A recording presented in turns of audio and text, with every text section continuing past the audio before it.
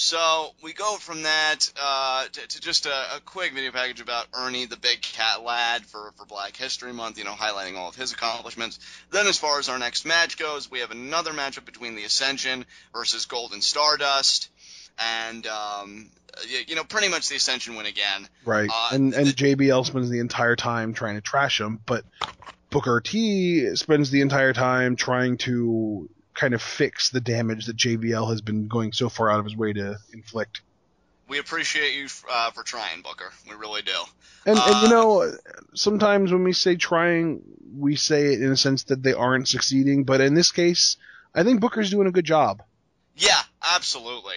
I think he's succeeding to a degree. I don't think that it would be nice if he was able to kind of attack the Ascension for their morality for going after old guys, and JBL could kind of actually play the heel and talk about how awesome they are. But as it turns out, you've got JBL attacking them for them attacking old teams, and it's all just so backwards. Yeah.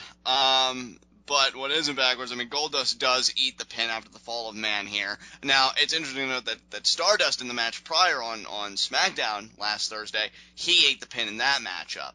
And, after the matchup, Stardust yells at Goldust, I've got my head on straight, where are you? And he leaves him in the ring by himself. And then we see, we get hyped up a segment that's apparently going to be John Cena welcoming back Dolph Ziggler, Ryback, and Erick Rowan. And then we continue with the Stardust Goldust angle because Stardust is kind of just, really angry. He's upset. Goldust tries to calm him down and calls him Cody. I loved this segment so much. Yeah, Stardust stops, tells Goldust to never call him that again, hisses at him, and storms off. So good. Just so good. What do we think is going to happen here? If he's offended by being called Cody, I don't really know if that's going to mean that he's going to drop Stardust of his own volition and go back to being Cody Rhodes, like I know a lot of people have speculated and even really preferred. It may be, I don't know, is Goldust going to try and save Stardust from the dark side? I don't know. But I'm intrigued.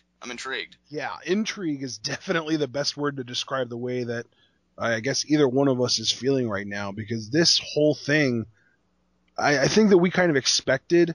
And at this point, it's crazy because at this point, I'm kind of expecting like the two of them and Miz and Mizdow almost to get involved into some kind of a feud. Like maybe we have Mizdow and Goldust versus Stardust and Miz for Mania. Maybe. Yeah. Or maybe rather than being the Miz's stunt double. Oh God. What? Golddow? Golddow. Oh my God. Yeah, that would be pretty crazy. I don't know, man. It's so ridiculous. This match, by all technicality, even though not by WWE, I think has gotten so much hype because everybody was talking about this could have been a Mania match. Like, what was it, last year that Goldust did the whole petition, and that had a lot of online discussion, and now I think we're finally going to get this matchup. So I think, I don't want to say that there's immense pressure on these guys because that would be absurd, but right. I do think, there is intrigue there, given the history of this match, Goldust lobbying for it and everything else. Yeah. So, after that, we get our John Cena, triumph segment. He comes out to a big reaction. He says he's beat up, half blind, and almost broken, but there was no way he was missing Raw in Denver. Does anybody know what was actually going on with his eye? No idea. I didn't read any reports about what may have happened to him or anything like that. That looked brutal. Yeah, he looked pretty bad. Okay. He plugs the Stone Cold podcast with Triple H. Which is just... I feel like... You know what, John? I'm going to do this right now. Do you want to do a commentary tomorrow with me talking about that podcast? That's fine. Yeah, all right. We could definitely. There you go, guys. It's a date. We're going to talk about the Stone Cold Steve Austin podcast with Triple H tomorrow. Be on the lookout, brother. Yeah, it's going to be an interesting talk because I really love that interview. And I think you and I are both probably going to go back and watch it over a second time between now and then. Yeah, definitely. Especially if we're going to talk about it. I want everything fresh. But Cena says, Austin is afraid of Triple H, and he'll ask the questions that we all want to know. And Cena wonders if Triple H will dance around those answers.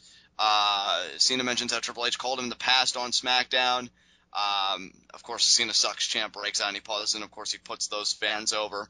And That's such a stupid thing to do, too. It's like those fans are doing nothing but trying to get themselves over, and then you give in to them. What?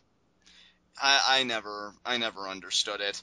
Apparently Cena thinks he does. So. Yeah, well, what Cena doesn't understand, Triple H has this vision for WWE. He's proclaimed Seth Rollins as the future, so Cena's becoming a relic of this vision, so to speak. I love that he tried to bury NXT here.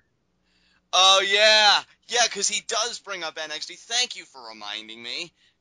If you wanted any more to alienate the hardcore fan base, that's how you do it. Yeah. He did an excellent job of that here, without question. Yeah, I understand that he tries really hard to appeal to his fans, but it's really getting to the point now where it just straight up feels like he does not like people that don't like him, and he wants them to like him even less.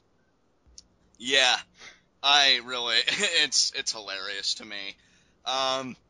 He gives the same, and I hate to sound like I'm being one of those guys, but it really does give the same tire promo here about how, the authority has tried to make me give up, but, then he goes to the end of Raw where Sting returns. I will never give up. Yeah, and he'll never give up, and he shows that triumph, and then he welcomes those guys back. Who do you think you are, Mojo Rawley? Dude, honestly, Mojo Rawley's been gone for so long, maybe if he would come back now, I would find it a refreshing change of pace. I don't know. Oh, God! Why would you even say that? I don't know. I am so sorry that you actually feel that way. But we see Ryback, Ziggler, and Rowan coming out to Ryback's music. Now, everybody was thinking, even me and you, I think, kind of laughed ourselves about the possibility, what if all three of these guys turned on Cena and just put the boots to him? It would have been hilarious. It would have been perfect, and it would have worked out, and it would have made sense. But it also, to a degree, because they are baby faces, it also made sense that they didn't. Yeah, it did, and they didn't. It was a great babyface move, given that they weren't turning heel. Yeah. Cena says these three are proof that the authority can be beat. And then he talks about Rusev and says he can be beat too. Cena says Rusev is about to find out that he's not the past. And then finally, Stephanie McMahon interrupts him before Cena can bury Rusev like he's done, Orton and Rollins prior. So good save, Stephanie. Way to be clutch. Ziggler says, of course you'd interrupt, of course you had to get in on this, what do you got for us? Just get to it. And she tells him, you know what, if you're going to shoot your mouth off and talk about how you guys are going to overcome, which you haven't, by the way. I mean, Cena and Sting have been doing all the fighting. You guys haven't fought any of your battles. Everybody's been fighting your battles for you, but that changes tonight. She throws Ziggler's match in his face first. It's going to be Ziggler versus Bray Wyatt. Which I immediately was like, oh, wow, that's interesting. Yeah, definitely a perfect opponent for Bray from where this guy is sitting, given the role he's been on. We get Rowan versus Rusev, and Ryback versus, but fans interrupt with a Feed Me More chant. That was great. Ryback was actually received very well in this crowd tonight for Denver. Honestly, I think, from a consistent standpoint, he might have been the most over babyface on this show. Yeah, I know a lot of people were kind of crapping on the Denver crowd, and admittedly they had their moments where they seemed pretty mild or whatever. I personally like. Do you want to know why people were crapping on the Denver crowd? Why is that? Because they cheered for Reigns. Yeah. That's all it is. People are angry because not every crowd is going by their little agenda where they think, oh, every crowd hates Roman Reigns, and so every crowd's going to boo him. But then one little crowd says, no, we like Roman Reigns. And then immediately it's, oh, this crowd sucks. But no, they didn't. This was actually a really solid crowd. Difference of opinion. It burns.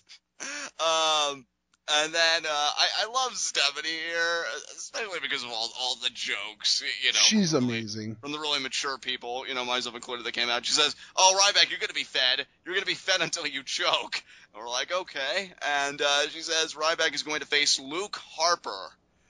Which, again, immediately you can't help but say, wow, interesting. Or my personal favorite, intriguing. Or, if you really don't want to string those kinds of words together and you want to do the Michael Cole route, oh my! Yep. Pretty much. That's exactly what he probably would say. But I gotta tell you, Ashton, I don't know if if it's, I really do think though it comes back to both guys, so I won't even finish that thought, because lately with Ryback working with these bigger guys, the Luke Harpers, the Rusev, some really good matches I think have been taking place. For me personally, I enjoyed what these two did in the ring together. Harper at one point in the matchup actually does like a Tope Atomico. And JBL, I think had open mouth insert foot syndrome because a lot of people got on him for it. He says it looked like a zombie version of Eddie Guerrero. And a lot of people rubbed a lot of people the wrong way. My thing is, I kind of got what he was trying to get across. Right. But, I mean, even if you want to say that it looks like a version of Eddie Guerrero, what about Luke Harper looks like a zombie? Yeah. Actually, I mean, if anything, you say it looks like a hobo version of Eddie Guerrero. Because honestly, I didn't get mad at JBL for the Eddie Guerrero reference because I know how they were friends in real life and how he's always talking, very favorably about him. So I didn't want to get on JBL's case for that. But yeah, you do. There are a lot of things that you can be angry at JBL for, but I don't think that calling Luke Harper a zombie Eddie Guerrero is one of them. Yeah. I personally didn't take offense to it. And I know. Yeah, and I don't think it was offensive as much as it was just kind of inaccurate. Yeah, it's scratching like what? I mean, apparently now Luke Harper looks like a zombie. I don't understand. I mean, I guess he's the new Undertaker. I'm just so old and in the way. Like I don't even know what's going on anymore. But yeah, I liked what these guys did here. Ryback gets his Thesz press and he slams Harper's head into the mat. Then he gets a splash for a 2 count. Harper catches Ryback with the big spinning sidewalk slam for a 2 count. Then Black hole slam, black hole slam, black hole slam. Marking out, bro. Ryback hits a spine buster. Then I know you commented it looked almost like Uranagi. Like I think you like this form of the spine buster. I thought it was pretty good as well. Well, yeah, it was like halfway between a spine buster and Uranagi because he lifted him up like he was going to give him a spine buster, but then he just threw him like a Uranagi. Then Ryback goes for the meat hook, but Harper, he ducks and he hits a super kick for a 2 count. Which was ridiculous. And then my favorite sequence of the match actually came towards the end because I thought, no way, are they giving the upset to Harper? Because he's always a weird guy. Like, he's the type of guy that... Wait. You would have seen Harper winning as an upset? I mean, considering the role that Ryback's been on, with this babyface momentum and being so dominant, I mean, yeah, Harper has that look where he could beat anybody. But let me just specify beating him in this way because he counters the shell shock into like a roll up type maneuver. So that I think would have caught me off guard rather than if he hit the. I think that what shocked me most about this was that Ryback won clean. Yeah, there was honestly that almost like took my breath for a second. I was like, oh, what? Yeah, because I was shocked, and it was crazy because the whole time I was just thinking, man, you know what the weirdest part about this match is that one of these guys has to lose, and I couldn't decide, because I feel like Harper has been on such a roll.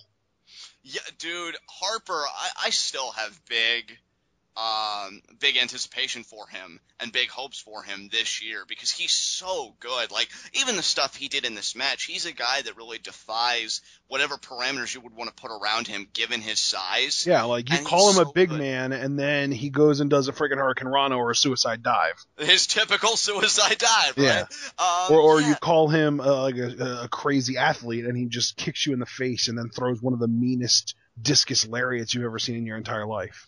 And I gotta give credit, and this is so weird for me to say because we really never talk about this, but I gotta give credit to production as well, or whoever made the decision to show the meat hook that Ryback got before he hit the shell shock for the win in slow motion, because that was a nice visual, seeing him connect with that clothesline in slow motion. I really like that.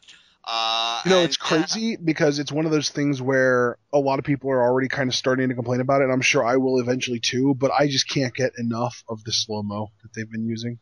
I know, right? I love it. I think for aerial maneuvers or high-impact maneuvers, it is so good. I think it has an aesthetic quality to it I can really get behind. Yeah. But, being able to see a guy kind of like the impact where you could almost see like the shock waves going through his skin, it's just crazy sometimes.